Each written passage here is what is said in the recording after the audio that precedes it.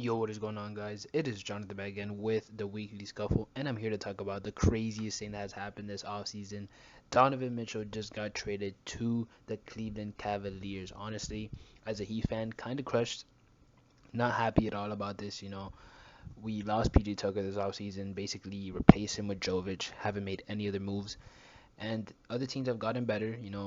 Even the 76ers, they took PJ Tucker from us. You got Boston with Malcolm Brogdon now. You have the Nets, big three, assuming they all play, they're going to be together. And now you got, in my opinion, I'm going to say this right now, looking at the trade, the best team in the Eastern Conference Finals. Oh, Eastern Conference, the Cleveland Cavaliers. That's just the way I see it as a Heat fan, completely unbiased.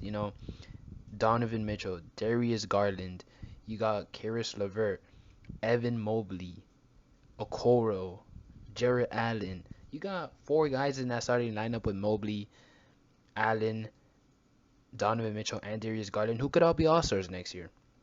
And it's not a knock on the Eastern Conference because the Eastern Conference is stacked. It just shows you how good this team is. And shout out the Cleveland Cavaliers, since for the first time ever in basically the whole franchise history, they got a very, very good team without LeBron James being on the roster, which is very interesting as, just an NBA fan in general. Shout out to you, Cleveland people, if there even are people that actually live in Cleveland. But, you know, at the end of the day, this roster, at a basketball standpoint, is an amazing roster. I like it very much.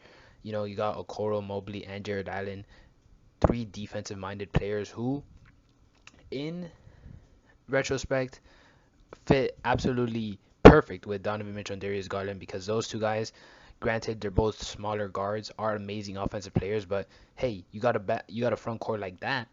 It doesn't really matter at the end of the day.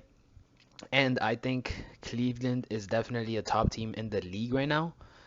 We got to see how Mobley, how Garland play comes high pressure playoff scenarios. We already know Donovan is that guy. And we got to see how this team meshes at the end of the day. But I would not be opposed to anyone ranking this team number one in the Eastern Conference and potentially number one in the NBA. I really see this team four All-Star caliber players going into next year, and not just any All-Star caliber players. I think these are all solid players, and we'll just see what happens. But with that being said, we'll see how this whole scenario plays out, and see you next time.